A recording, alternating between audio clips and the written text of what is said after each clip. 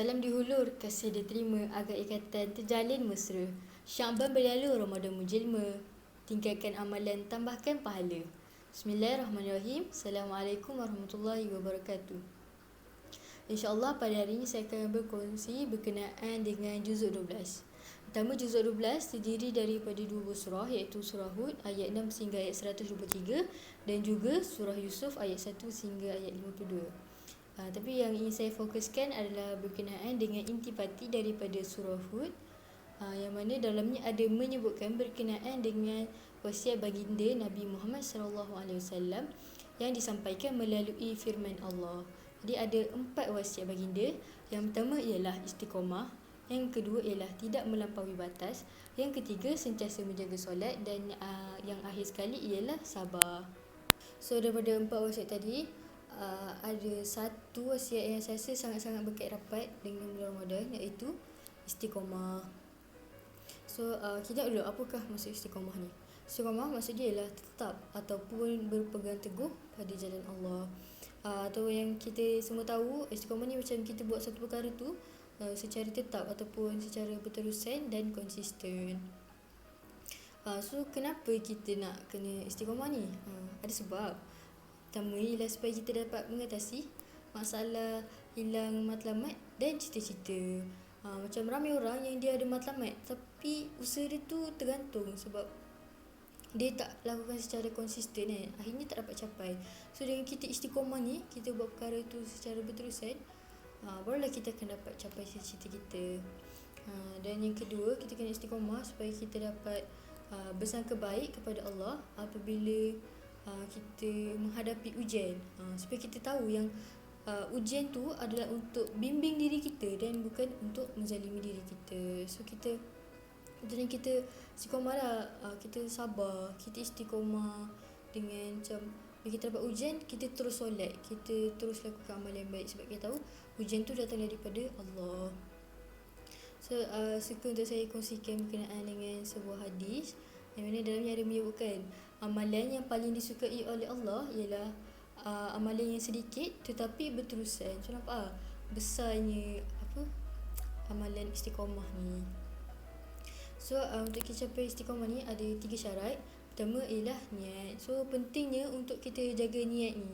So kalau niat kita untuk istiqamah tu baik, so yang kita nak bukan sekadar untuk dah kerja fadilat pada bulan Ramadan, tapi kita niatkan kita istiqamah bulan Ramadan ni supaya kita dapat kerja fadilat dan kita dapat perbaiki amalan kita selepas bulan Ramadan tu. So lebih baik kan macam tu kan. So kita kena ada niat yang jelas dan niat yang baik. So bila kita niat yang baik ni, hati kita akan jadi tenang, fikiran kita akan jadi lapang. So kita akan rasa lagi bersemangat untuk tambah amalan-amalan baik tu. So yang kedua ialah kurangkan pilihan dalam membuat amalan. So maksudnya macam mana? Contohnya mungkin sebelum kita Ramadan ni, solat fardu kita ada yang kurang, kita kurang khusyuk ataupun ada yang kita tertinggal. Lepas tu bacaan Al-Quran kita pun banyak yang kesalahan tajwid. So daripada kita sibuk buat amalan sunat yang lain, lebih baik kita perbaiki yang utama dulu. Kita perbaiki dulu untuk solat fardu dan bacaan Al-Quran kita. Kita istiqamah dulu untuk perbaiki yang utama tu. Lepas tu baru kita tambah. Contoh kita tambah solat duha dulu. So bila kita dah konsisten, kita tambah lagi. Dan akhir sekali ialah syaratnya ialah dengan kita berdoa. So, tadi kita dah ada niat yang baik, kita dah berusaha, so kita kena berdoa lah kepada Allah supaya Allah memudahkan kita untuk terus istiqamah. Allah kuatkan hati kita untuk terus istiqamah. Seterusnya saya akan berkongsi berkenaan dengan perkara yang akan membantu kita untuk istiqamah. Dia ada 3 perkara. Yang pertama ialah sahabat yang baik. Sahabat yang baik ni memang sangat-sangat membantulah untuk kita istiqamah ni. Sebab contohlah bila kita ada kawan yang baik kan, kita boleh bagi tahu dia apa target kita untuk Ramadan ni. So dia pun akan berkongsi apa target dia untuk Ramadan kali ni. Jadi kita akan saling mengingati. Dia ingatkan kita pun ingatkan dia. Sebab manusia ni memang lupa kan, sebab tu kita perlukan antara satu sama lain. Jadi yang seterusnya ialah bi'ah solehah ataupun suasana yang baik. So pentingnya untuk kita bentuk suasana yang baik ni adalah kerana diri kita ni memang terdorong daripada sekeliling kita. Kalau sekeliling kita baik, kita akan dapat perkara yang baik. kalau sekeliling kita ni buruk, kita pun akan terdorong untuk jadi macam tu kan. So penting lah untuk kita cipta suasana yang baik tu. Supaya contoh kita buat amalan tu secara berjemaah. Kalau kita buat amalan tu seorang-seorang, kita ajak orang lain, mungkin kita rugilah kan. So lebih baik kita cipta sendiri suasana yang baik tu dengan buat amalan secara berjemaah. Dan akhir sekali, ialah ilmu. Ilmu sangat-sangat membantu untuk kita istiqamah ni. So contoh yang kita nak istiqamah untuk khusyuk dalam solat. So first kali kita kena tahulah macam mana apa ilmu untuk kita khusyuk dalam solat tu. Contohnya kita kena khusyuk tu daripada waktu ambil wuduk, kena banyakkan berzikir sebelum solat, kita kena pandai tempat sujud. So itu adalah ilmu-ilmu dia lah kan. So bila kita dah ada ilmu, mesti kita akan rasa lagi semangat nak buat amalan tu sebab kita dah tahu macam mana. So tu je untuk perkara yang membantu. Dan macam kita tahu, kalau kita nak capai satu perkara tu, memang terlalu banyak cabaran. Jalan dia memang takkan mudah, akan ada banyak liku-liku dia.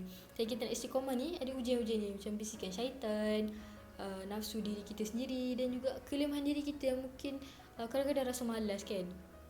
Tapi apa yang penting ialah kita berusaha, sebab kita tahu yang kita ada Allah untuk bantu kita capai apa yang kita nak. Selagi benda tu baik, Allah akan bantulah kan. So kita kena berusaha dan berdoa. So sangat penting lah benda tu.